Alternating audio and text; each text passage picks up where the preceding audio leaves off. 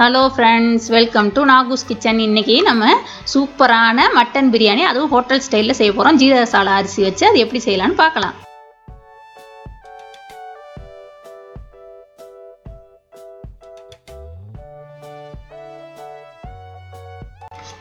இந்த மட்டனை வேக வைக்கிறதுக்கு ஒரு குக்கர் எடுத்திருக்கேன். நான் வந்து 3/4 கிலோ மட்டன் எடுத்திருக்கேன் இன்றைக்கி பிரியாணிக்கு.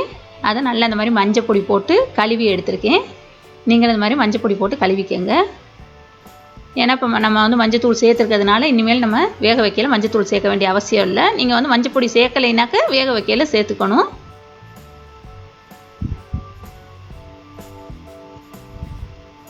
இப்போ இந்த மட்டனுக்கு மட்டும் தேவையான அளவு இஞ்சி பூண்டு பேஸ்ட்டு சேர்த்துக்கிறேன். 1/2 டேபிள் ஸ்பூன் எடுத்திருக்கேன்.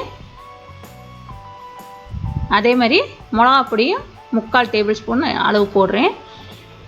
எல்லாமே இந்த மட்டனுக்கு மட்டும்தான் நம்ம போடுறோம். மிளகா பொடி வந்து இதுக்கும் சேர்த்தே போடுறேன், பிரியாணிக்கு சேர்த்தே.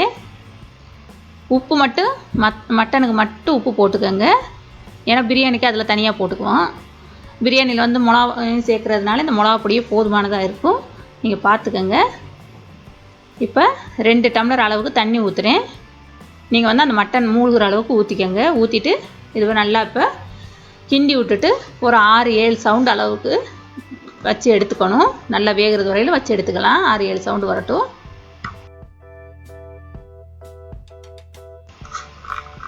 இது 3/4 கிலோ மட்டனுக்கு 600 கிராம் ஜீரக சாலை அரிசி எடுத்திருக்கேன். பாஸ்மதி அரிசியோட இந்த அரிசி வந்து டேஸ்ட் நல்லாயிருக்கும். எங்களுக்கு எல்லாருக்கும் இதே பிடிக்கும். அதனால இது தான் எடுத்திருக்கேன் நான். இந்த அரிசி இந்த டம்ளரில் 3 டம்ளருக்கு எடுத்திருக்கேன் நான். அது 600 கிராம் கிட்ட வரும். இந்த அரிசியை நல்லா 2 தடவை கழுவிட்டு ஒரு 1/2 மணி நேரம் ஊற வச்சு எடுத்துக்கலாம்.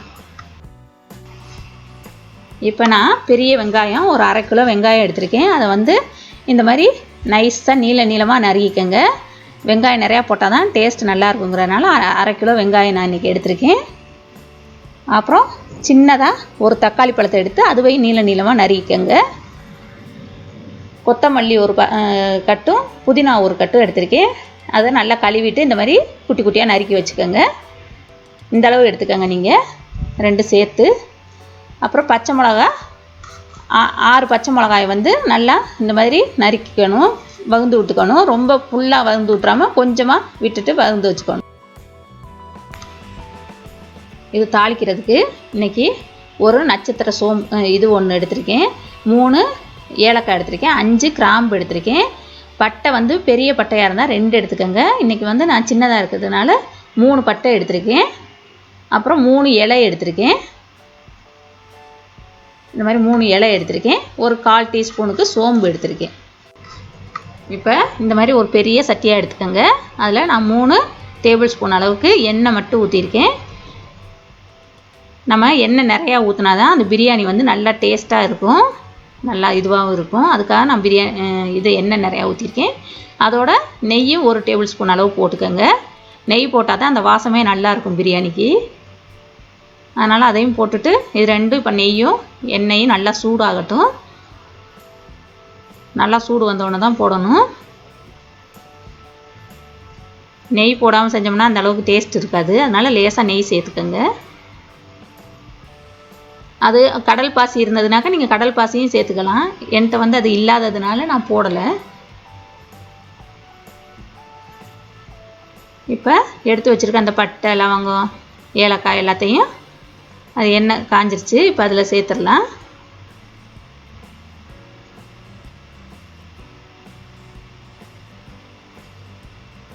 போட்டுட்டு நல்லா கிண்டி விட்டுக்கோங்க. அந்த ஏலக்காய் வெடிக்கும். வெடித்ததுக்கப்புறம் நம்ம பச்சை மிளகாய் போடணும்.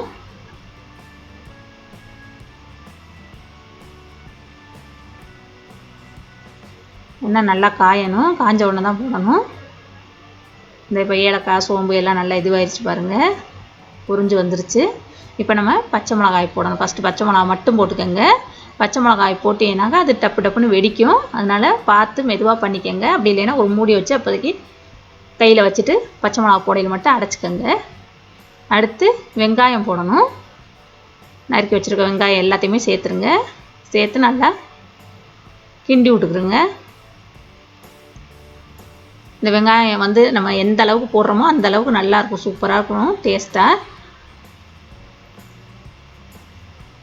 வெங்காயம் நல்லா பொன்னிறமாக நல்லா வதங்கி அப்படியே நல்லா எவ்வளோ வெங்காயம் நம்ம இப்போ போட்டிருக்கோம் அது வந்து வதங்கினதுக்கப்புறம் காமிக்கிறேன் பாருங்க. ரொம்ப ரொம்ப கம்மியாயிரும். அந்தளவுக்கு ரொம்ப இதுவாக வதங்குறது வரையிலும் நம்ம வந்து வேக விடணும். ஒரு 7-8 நிமிஷத்துக்கிட்ட ஆகும். இப்போ அதுக்கு தேவையான உப்பு போடணும். நம்ம பிரியாணிக்கு எல்லாத்துக்கும் சேர்த்தே இப்போ ஒரேடியாக வெங்காயத்துலேயே உப்பு போட்டுறணும். நான் கிட்டத்தட்ட 1 டேபிள் ஸ்பூன் கிட்ட போட்டிருக்கேன் உப்பு.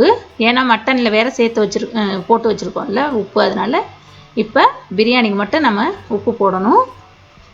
இப்போ ஒரு 7-8 நிமிஷத்துக்கிட்ட இது நல்லா வதங்கட்டும். வதங்கினதுக்கப்புறம் பார்க்கலாம். எனக்கு இந்த பிரியாணி என் ஃப்ரெண்டு சொல்லி கொடுத்தாங்க. ரொம்ப ரொம்ப சூப்பராக இருக்கும். எனக்கு ரொம்ப பிடிச்சிருக்கு. அதனால் நாங்கள் இந்த டைப்பில் தான் செய்கிறோம். நீங்களும் இதே மாதிரி செஞ்சு பாருங்கள். உங்களுக்கு இது ரொம்ப ரொம்ப பிடிக்கும்னு நான் நினைக்கிறேன். இப்போ பாருங்கள், நம்ம எவ்வளோ வெங்காயம் போட்டோம் அது பார்த்தீங்கன்னாக்கா இவ்வளோண்டா சுருங்கி வந்துருச்சு பாருங்கள். நல்லா வெந்துருச்சு. இது கிட்டத்தட்ட 10 நிமிஷத்துக்கிட்ட ஆயிடுச்சு எனக்கு வேகிறதுக்கு. இந்த மாதிரி நல்லா நம்ம வந்து வேகமாக செய்கிறோன்ட்டு செஞ்சோம்னா நல்லா இருக்காது டேஸ்ட்டு. கொஞ்சம் லேட்டாக செஞ்சால் தான் நல்லாயிருக்கும் டேஸ்ட்டு. நல்லா வேக விட்டு செய்யணும். அப்போ தான் அந்த பிரியாணியோட டேஸ்ட்டே நல்லாயிருக்கும். இப்போ வந்து நான் இதுக்கு தேவையான இஞ்சி பூண்டு சேர்க்குறேன். 1 டேபிள் ஸ்பூன் இப்போ போட்டிருக்கேன். அடுத்து இன்னொரு டேபிள் ஸ்பூனும் போடுறேன் இதில். இப்போ 2 டேபிள் ஸ்பூன் இஞ்சி பூண்டு பேஸ்ட்டு சேர்த்துருக்கேன்.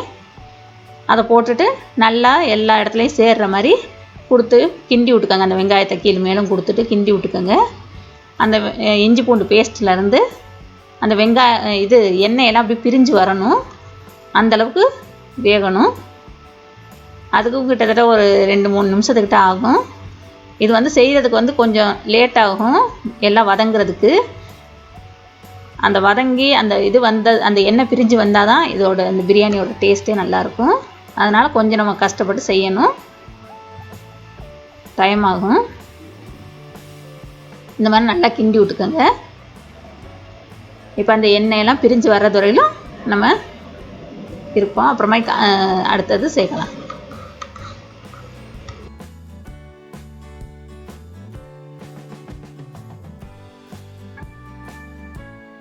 இப்போ நம்ம வேக வச்ச மட்டனை திறந்து பார்க்கலாம். திறந்தாச்சு. இது பாருங்கள், இப்போ மட்டனில் அந்த மிளகா பொடி, இஞ்சி பூண்டு, உப்பு எல்லாம் சேர்ந்து நல்லா மட்டன் இந்த அளவுக்கு சாஃப்டாக வெந்துருச்சு. இந்த அளவுக்கு வேக வச்சு எடுத்துக்கணும். ஒரு 6-7 சவுண்டு வச்சு பாருங்கள். அப்படி வேகலைன்னா இன்னும் 2 சவுண்டு சேர்த்து வச்சுக்கோங்க. இப்போ நம்ம இந்த தண்ணியை, மட்டன் வேக வச்ச தண்ணியை கீழே ஊற்றிடக்கூடாது. மட்டனை மட்டும் தனியாக எடுத்துகிட்டு அந்த தண்ணியை நம்ம பிரியாணிக்கு சேர்த்துக்கலாம்.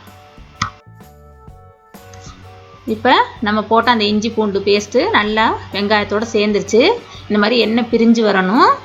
இந்த பாருங்கள், இங்கே எண்ணெய் அப்படி தெரியுது பாருங்கள். அந்த அளவுக்கு பிரிஞ்சு வந்தால் தான் நல்லாயிருக்கும். அந்த இஞ்சி பூண்டு பச்சை வாசம் போகும். நல்லா பிரியாணியில் வந்து அந்த வாசமே வராது. அதனால் இப்போ அதுக்கு அடுத்து நான் கொத்தமல்லியும் புதினாவும் சேர்க்குறேன். ஒரு தடவைக்கு 2 தடவை நல்லா கழுவிக்கோங்க, மண்ணெல்லாம் இல்லாமல் கழுவிட்டு சேர்த்துக்கணும். இது எல்லாத்தையும் போட்டு புதினாவும் கொத்தமல்லியும் போட்டுட்டு அதுவே நல்லா கிண்டி விட்டுக்கோங்க. கிண்டி விட்டுட்டு இதுவும் ஒரு 2-3 நிமிஷம் ஆகும் நல்லா வதங்கி வர்றதுக்கு. நல்லா அந்த இதுவே தெரியாமல், இலையே தெரியாமல் வதங்கணும். வதங்கினதுக்கப்புறம் பார்க்கலாம். அந்த இலையெல்லாம் நல்லா சுருண்டு வதங்கி இந்த மாதிரி வந்துருச்சு. இந்த அளவுக்கு வந்ததுக்கப்புறம் நம்ம அடுத்து தக்காளியை சேர்த்துக்கலாம். தக்காளியை சேர்த்து அதுவும் நல்லா சாஃப்டாக வரது வரையிலும் வேக வச்சுக்கலாம். நல்லா வேக வச்சு ஒரு 5 நிமிஷத்துக்கிட்ட ஆகும். வேக வச்சு எடுத்துக்கலாம்.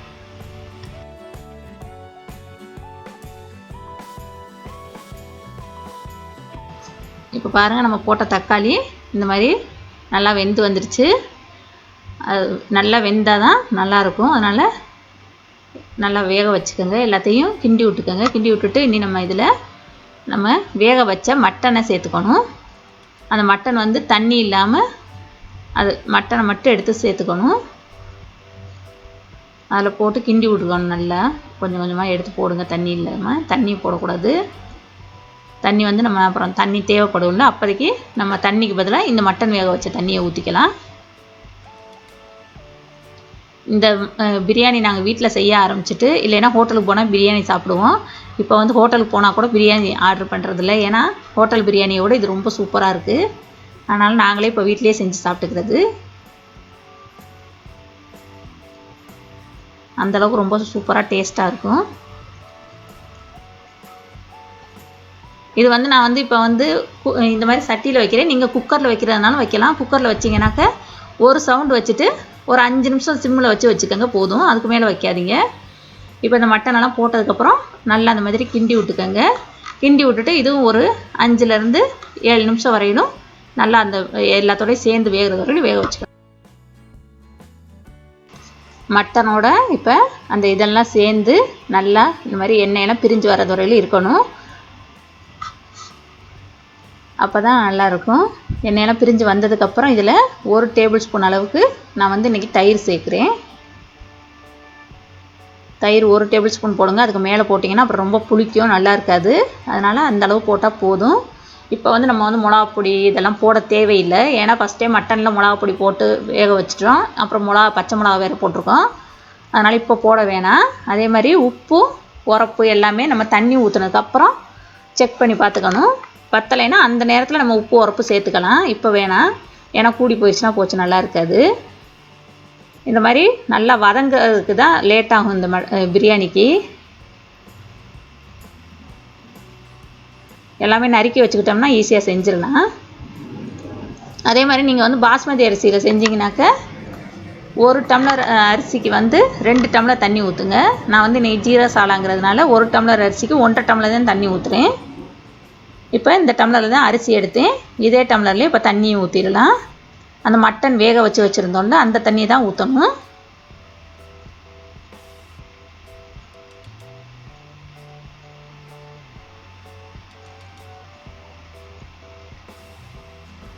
தயிர் போட்டுட்டு நல்லா ஒரு 5 நிமிஷம் கிட்ட நல்லா கிண்டிக்கங்க. ஏன்னா அந்த தயிரில் உள்ள அந்த இதுவும் போகணும்ல, அதுக்காக ஈரமெல்லாம் போகிறதுக்காக. அதுக்கப்புறம் தான் நம்ம தண்ணி ஊற்றணும். இப்போ அந்த மட்டன் வேக வச்ச தண்ணியை தான் நான் இப்போ ஊற்றுறேன். அதில் 4.5 டம்ளர் 3 டம்ளர் அரிசி எடுத்ததுக்கு இப்போ 4.5 டம்ளர் தண்ணி ஊற்றணும்.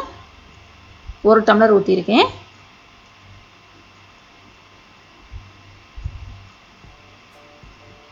ரெண்டு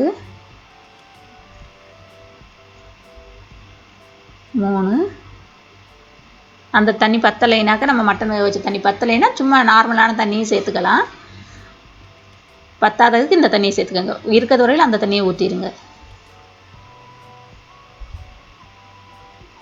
இப்போ 4 இப்போ ஒரு 1/2 டம்ளர் ஊற்றுறேன். 4 டம்ளர் ஊற்றியாச்சு. இப்போ நல்லா கிண்டி விடுங்க. தண்ணி கொதிக்கட்டும். கொதித்ததுக்கப்புறம் தான் நம்ம அரிசி போடணும். நல்லா கொதி வரட்டும்.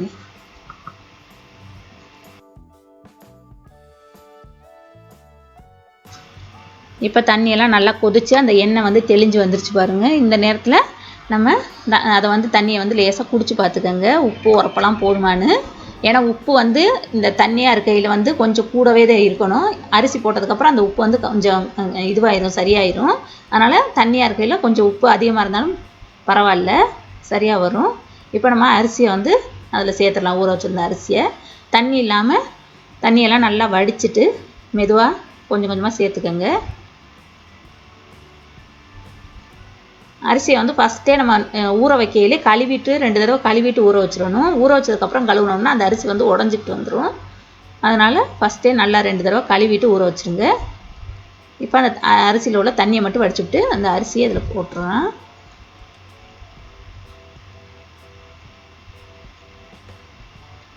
இது வந்து நான் இப்போ வந்து சட்டியில் வச்சு காமிக்கிறேன். உங்களுக்கு இதே மாதிரி பாஸ்மதி அரிசி வச்சு குக்கர்லேயும் ஒரு தடவை செஞ்சு காமிக்கிறேன் உங்களுக்கு நான். இப்போ அரிசியெல்லாம் சேர்த்தாச்சு. இனி நம்ம இந்த கரண்டியை வச்சு லேசாக கிண்டி விட்டுக்கோங்க. ரொம்ப போட்டு அழுத்தி உடச்சி விட்றாது அரிசியை. மெதுவாக கீழே மேலேயுமா கொடுத்து கிண்டி விட்டுக்கிறோன்னு. இந்த மாதிரி கிண்டி விட்டுட்டு நல்லா எல்லாம் சேர்ந்து இது பண்ணுற மாதிரி வச்சுக்கோங்க. மேலாக அரிசியாக இருக்காமல் எல்லாம் சேர்ந்து இருக்க மாதிரி வச்சுக்கணும்.